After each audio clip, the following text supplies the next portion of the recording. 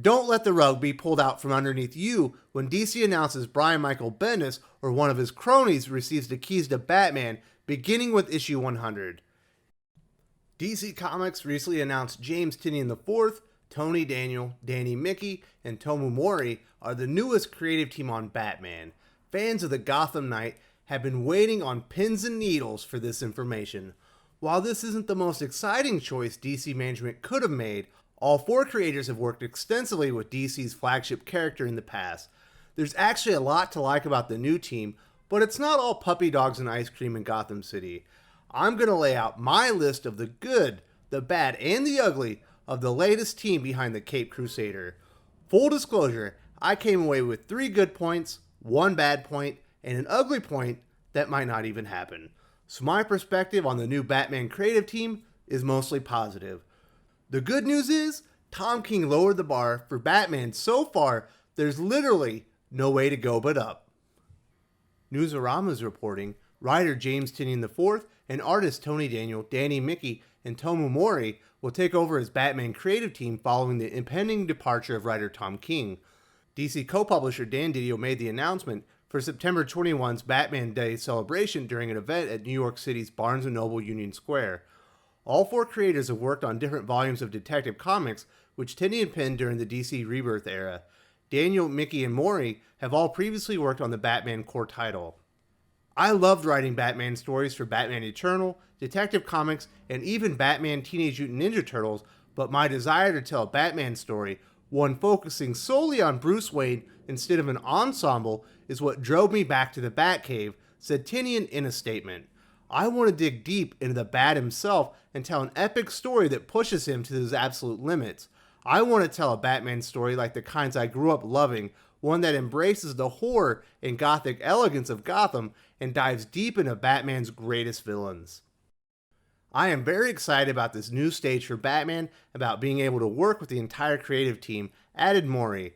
Tony manages to create iconic images of Batman that, along with Dani's inks, will remain memorable to fans everywhere, and I can't wait to work on stories with James. It's a great challenge to live up to so much talent, but great motivation too.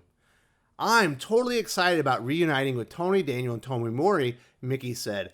I'm looking forward to returning to Gotham after Batman stories such as Zero Year, Endgame, All-Star Batman, I Am Bane, and others.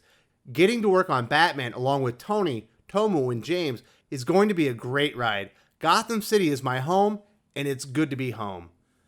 The new creative team will take over with January 8, 2020's Batman 86. First things first, lead writer James Tynion is not Tom King, and that's enough for a lot of people. I obviously don't know Tynion personally or professionally, but I do like the cut of his jib. He comes off as a genuinely good dude who prioritizes quality storytelling and entertaining readers. 2 qualities severely lacking on DC's flagship comic series the past 24 months. I can also vouch that his current Batman Teenage Mutant Ninja Turtles Volume 3 is excellent. It might be the best present-day comic series at DC outside of Doomsday Clock. Although I can admit the story probably features the Turtles even more than Batman himself. I think it's great that James took the time to ask readers on social media what they want to see in a Batman comic book. He received a crap ton of feedback too.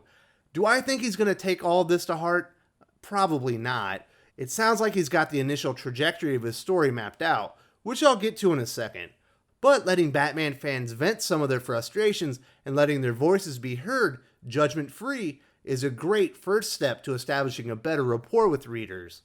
If he does listen, fans overwhelmingly want to return to Batman being the world's greatest detective and a stoic, strong character. People are tired of the same old boring, cliche, deconstructed takes on the character. It's time to stop tearing the character down in his own comic series and let him be a great hero again. During the Batman Day panel, DC co-publisher Dan Didio asked Tynion about his approach to the book.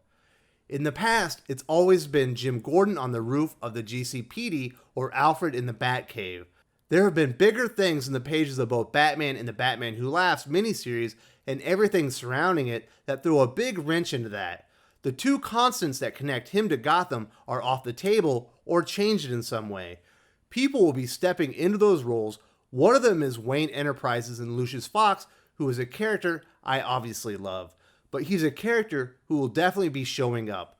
Other characters will be coming forward from the current run, but I want this to be something you can come into. Even if it picks up the big threads, it's going to be a moment you can step on.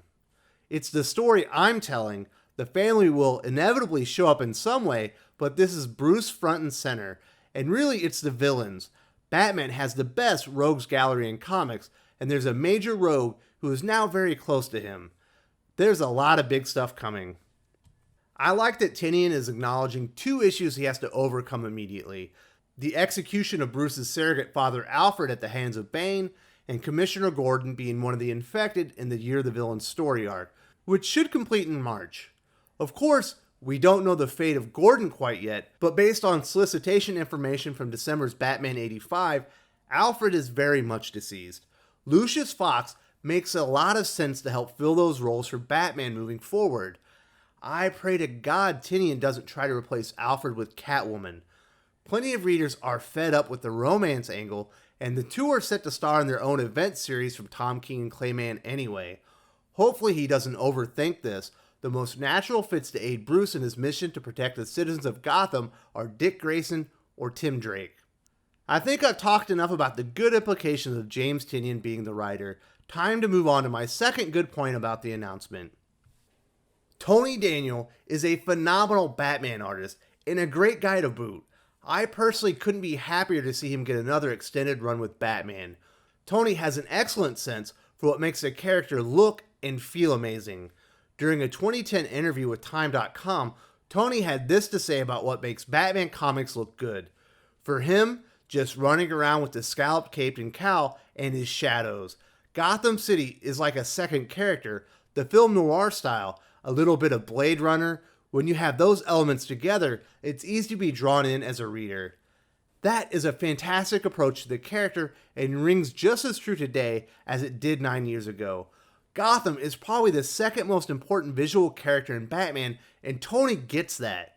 There's a reason he's been drawing Batman comics since 2007. He appreciates what makes the character and setting great and why they resonate with readers.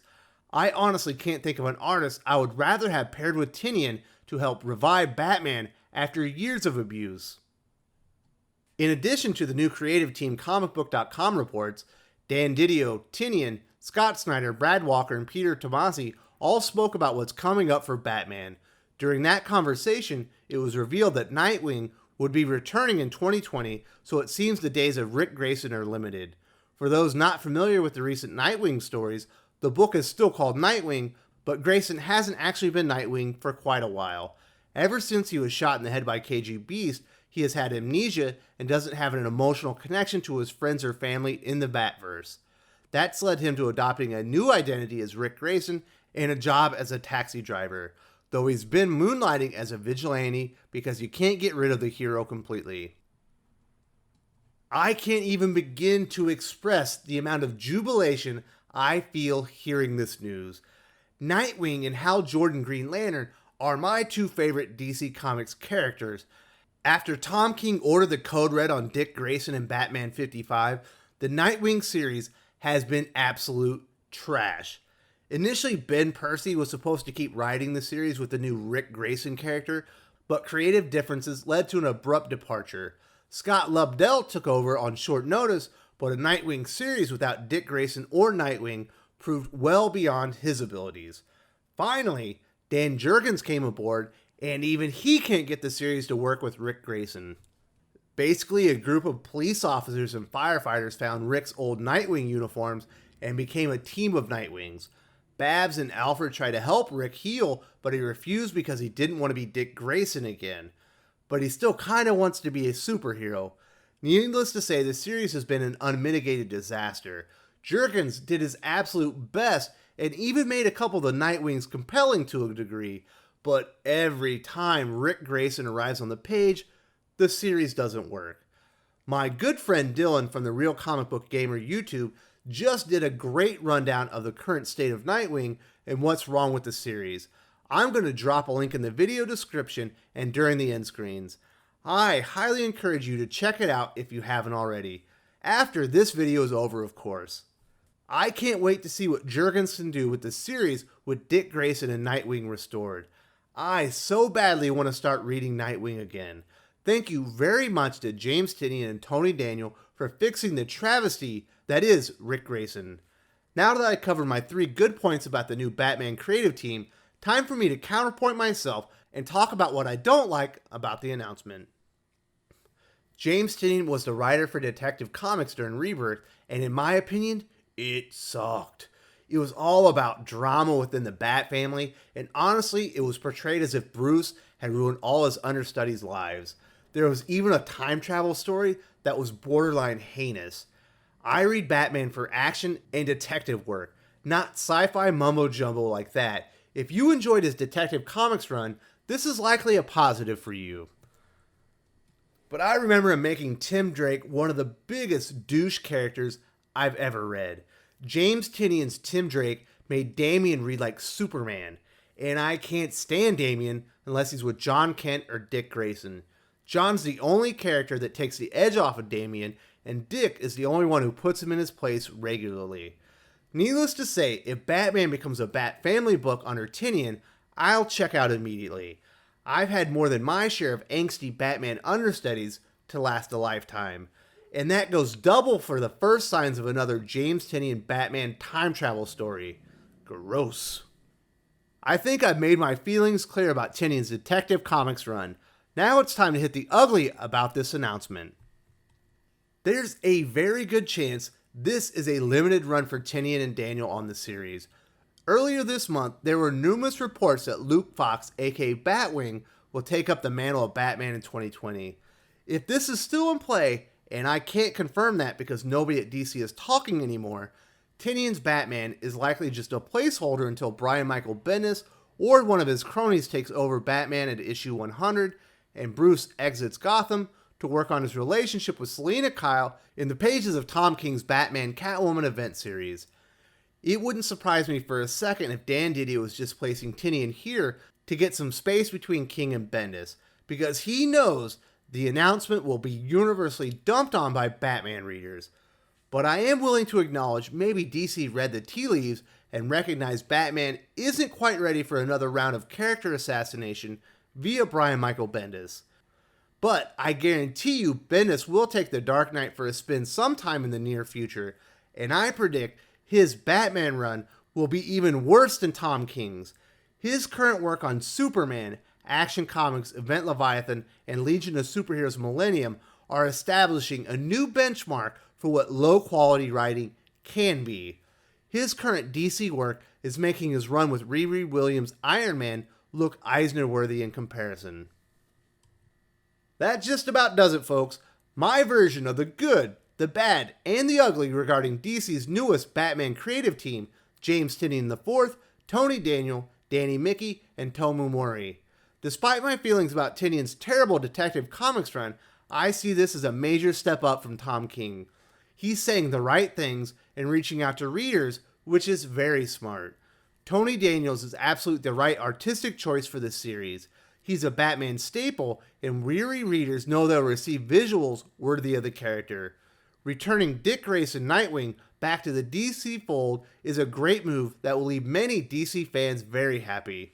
But it could be a ruse. Don't let the rug be pulled out from underneath you when DC announces Brian Michael Bendis or one of his cronies receives the keys to Batman beginning with issue 100. It's a very real possibility. Please let me know your thoughts regarding the new Batman creative team in the comments section. If you enjoyed this video, please give it a like. I would appreciate it very much. It helps us attract more views for the channel. Subscribe for future commentary, comic book news, and reviews. And don't forget to ring the bell for notifications. If you want to talk comics, movies, and much, much more, you can follow me on Twitter at Wes_from_TC. With that, Salamat Po, and I'm out.